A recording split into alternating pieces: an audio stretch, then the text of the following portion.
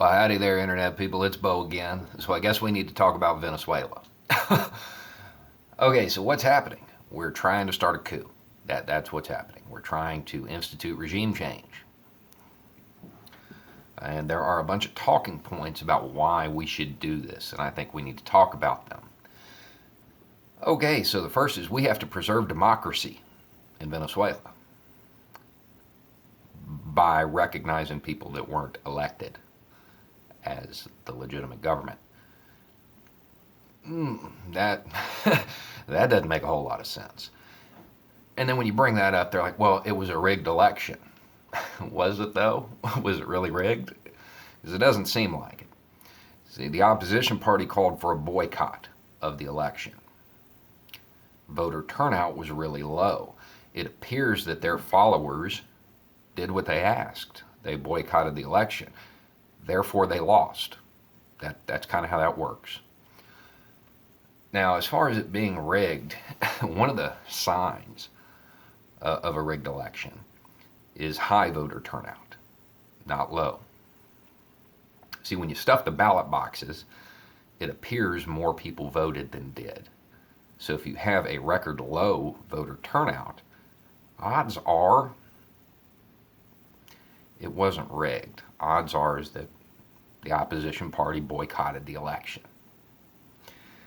But that really doesn't matter because that election was in 2018 and the plans for regime change in Venezuela predate that. In July of 2017, the CIA director is on record talking about the attempts to trigger a transition, I think was the word he used. So we can get rid of that right off the bat. Democracy has nothing to do with it. Nothing. The other talking point is we need to go down there because of human rights violations. Their police are shooting people in the street. And that actually does look like that is happening to some degree, to more than is acceptable, certainly. But does that really warrant a U.S. response? Because if it does, I'm wondering when we're going to stop propping up Duarte in the Philippines.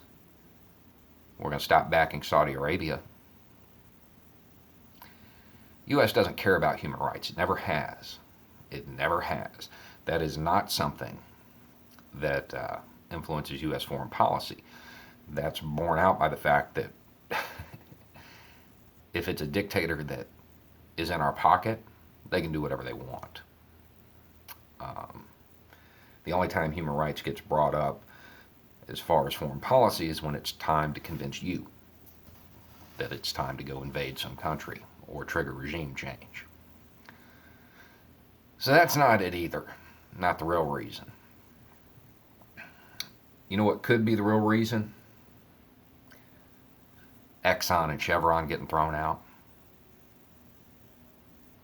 That might have something to do with it. It's normally about money. Normally about money. And it doesn't matter who gets hurt in the pursuit of that money. And Venezuela is a very, very, very large supplier of oil. They have huge reserves, huge known reserves. Now, what happens if this little coup is successful? Same thing that always happens when one of our little coups is successful. A bunch of refugees are created. Where are they going to go? That's right. Some of them will settle along the way, but a lot of them will end up at our southern border, which is funny because right now we're at a 40-year low for border apprehensions, which is the metric used to determine illegal border crossings. 40-year low. There is no national emergency at the border. That's a lie. Trump is lying. Border Patrol's own numbers will tell you that. He's making it up. He's using it as a scare tactic to energize his base. Period. But there may actually be a crisis if this coup goes off, especially if it turns violent. And it might. Maduro does have a significant amount of support, even with everything that's going on. Now, I'm sure somebody's going to want to debate the merits of socialism versus capitalism, and that is an argument to have.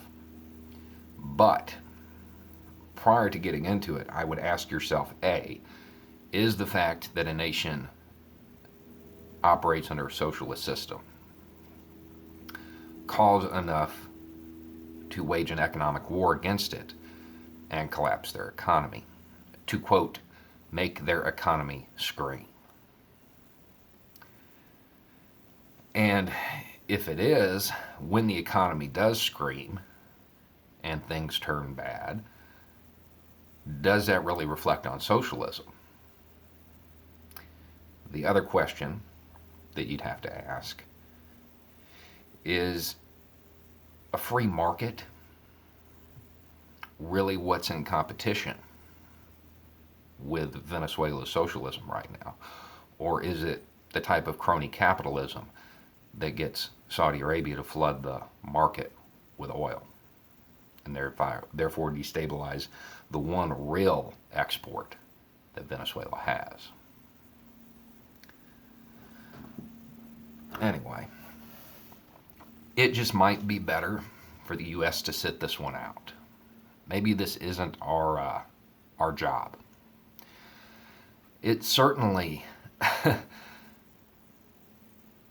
showcases America's hypocrisy while we sit here at home and whine about possible foreign influence in our elections. And we openly try to trigger a coup in another country. Anyway, it's just a thought. Y'all have a good night.